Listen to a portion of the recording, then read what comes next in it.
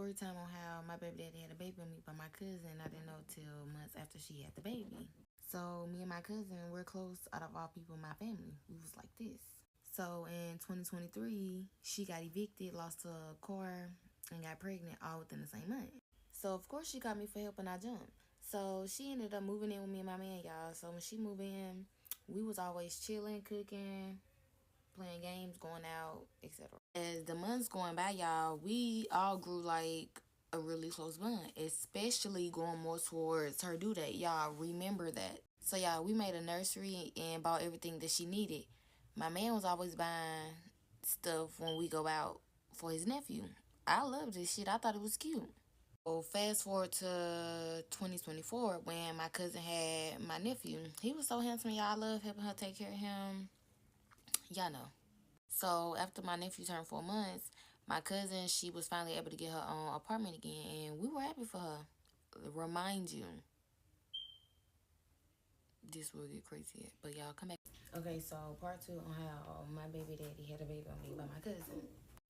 Like I said in part one, once the baby turned 4 months, y'all, she was able to get her own stuff. So with that being said, we ended up helping her move in, y'all. We bought her a lot of stuff, y'all. She literally stayed walking distance. I'm talking about walking distance. So y'all, they will come eat dinner with us. We'll go eat dinner with them. Like I said, keep in mind, me and my cousin are very close. And I'm starting to peep that her and my baby daddy is getting very close also. He was being very active with the baby. So at some point, it started to rub me the wrong way because he was spending a lot of time and money on them. So the baby just, I don't know, y'all, like, I don't know, I'm not tripping. So the baby just started looking more and more like my baby daddy. But keep in mind, y'all, she didn't know who her baby daddy was. So nobody knew who her baby daddy was. So, y'all, I ended up confronting her about it or whatever. And she became very defensive, very much angry bird. So she was calling me delusional, blah, blah, blah. We ended up falling out. At this point, it's just me and my man at the house. And it's kind of bothering me a little bit because that was my other half. My cousin, we was close as hell. So that was my other half. Okay, so now at this point, my baby daddy, he done got him a new job, y'all. He working long nights, long days. He just working. But eventually, I'm starting to catch on because his checks and his so-called work hours, they not adding up. So what's going on? So I don't know what told me to do this, but y'all, I ended up going through his phone later on that night. And y'all, I kid y'all not, it's messages with him and my cousin. Happy Thanksgiving, y'all. I'm finna go ahead and get out this part 3, this final part. But anyways, y'all, back to part 2 where I was like that. I had done went through his phone and I had done seen messages between him and my cousin, right? Y'all, so at this point, y'all, I'm just really just taking pictures, recording, getting all my evidence, because y'all know how, like, to lie and deny and cry.